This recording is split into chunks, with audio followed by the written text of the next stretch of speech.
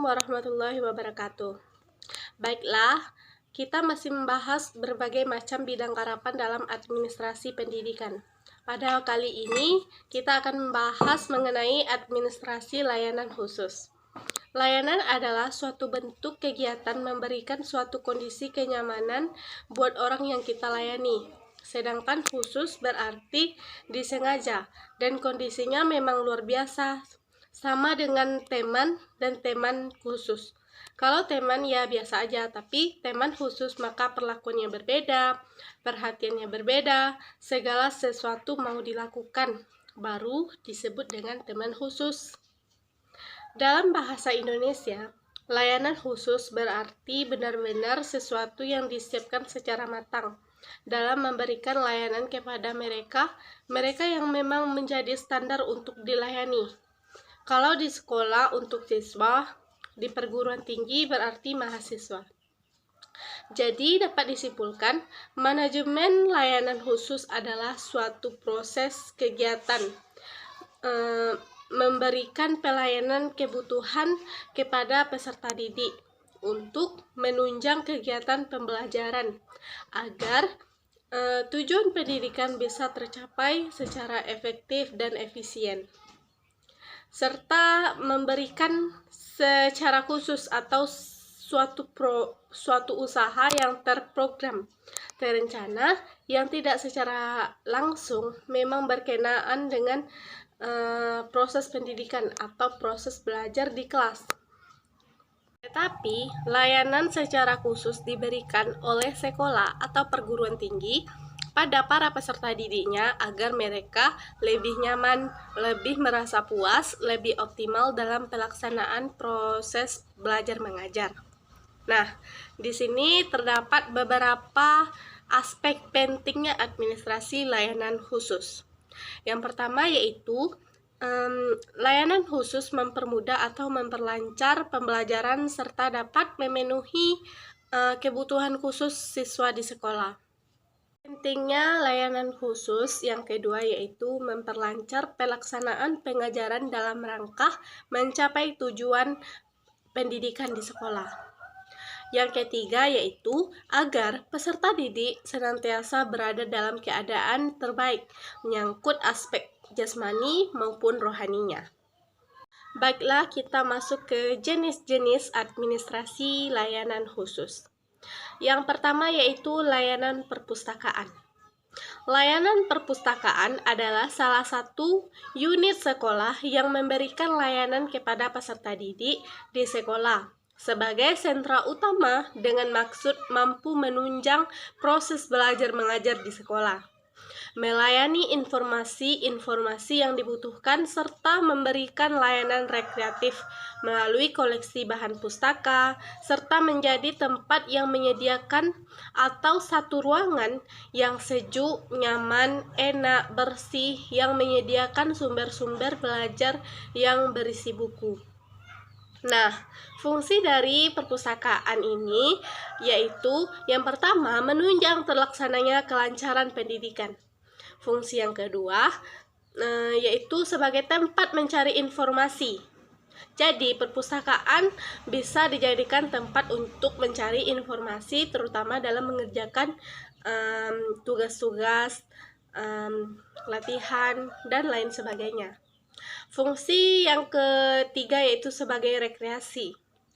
Artinya, saat kita misalnya pada jam kosong atau tidak ada kerjaan, kita bisa ke perpustakaan untuk membaca buku atau membaca buku cerita, baik buku pelajaran dan lain sebagainya.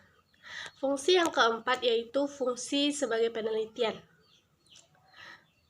Yang kedua yaitu layanan laboratorium. Laboratorium adalah sarana penunjang pembelajaran baik tertutup maupun terbuka yang dipergunakan baik oleh guru, siswa untuk pelaksanaan praktikum, penyelidikan, percobaan, penelitian, pengembangan, atau bahan-bahan pembakuan. Setiap sekolah atau perguruan tinggi harus mempunyai layanan laboratorium yang mumpuni untuk proses pembelajaran yang memerlukan praktikum untuk memahami teori secara lebih nyata. Yang ketiga yaitu layanan UKS atau Unit Kesehatan Sekolah. Unit kesehatan sekolah atau usaha kesehatan masyarakat yang dilaksanakan di sekolah. Layanan ini adalah layanan yang dilaksanakan di sekolah untuk mengatasi dan membantu suatu keadaan peserta didik yang mengalami persoalan yang berkaitan dengan kesehatan. Seperti sakit yang masih bisa diatasi di sekolah. Yang harus ada di UKS ini atau unit kesehatan sekolah ini adalah petugasnya dan obat-obatan. Selanjutnya ada kafe. Kafetaria adalah layanan khusus makanan, layanan minuman yang dibutuhkan oleh peserta didik pada waktu istirahat, pada waktu sakit perut, pada saat mereka tidak sempat sarapan. Nah, di sela-sela mengikuti proses pembelajaran ini, sehingga di saat mereka terlambat datang ke sekolah dan guru memberikan kesempatan kepada mereka untuk sarapan terlebih dahulu. Tetapi melalui strategi-strategi yang sudah didesain, jadi jangan sampai ini menjadi peluang bagi siswa untuk melarikan diri atau cabut, sehingga kafe-kafe dijadikan tempat mereka untuk memenuhi kebutuhan di sekolah. Dan sebaiknya antara sekolah dan kafe tersebut terkait kerjasama untuk melatih kedisiplinan peserta didik, serta memenuhi syarat kebersihan dan cukup kandungan gizinya. Selanjutnya ada layanan khusus sarana ibadah. Minimal satu fakultas harus punya satu musala tempat ibadah. Musala sebaiknya harus dikelola, dijaga oleh seorang petugas atau cleaning service, agar musala layak untuk dijadikan untuk tempat ibadah. Begitupun sebaliknya, minimal satu sekolah harus punya satu musala. Karena bagi umat muslim, dia menjalankan ibadah sebanyak 5 kali dalam sehari. Yang selanjutnya yaitu asrama, layanan khusus asrama.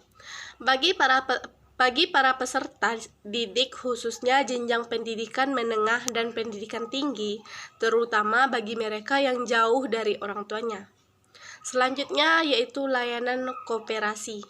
Layanan khusus koperasi adalah suatu perkumpulan yang beranggotakan beberapa orang atau badan-badan untuk mendidik peserta didik untuk dapat berwirausaha. Selanjutnya yaitu layanan transportasi. Layanan khusus transportasi adalah sarana transportasi bagi peserta didik, merupakan sarana penunjang untuk kelancaran proses belajar mengajar. Peserta didik akan merasa aman dan dapat datang atau pulang dengan tepat waktu. Transportasi yang disediakan oleh pihak sekolah sangatlah diperlukan, terutama bagi peserta didik di tingkat prasekolah, tingkat TK, PAUD, dan sekolah dasar. Selanjutnya ada layanan khusus keamanan. Layanan khusus keamanan adalah layanan yang dapat memberikan rasa aman pada siswa selama siswa belajar di sekolah. Misalnya adanya penjagaan oleh satpam di sekolah. Selanjutnya yaitu toilet. Toilet adalah salah satu layanan khusus yang sangat dibutuhkan oleh peserta didik.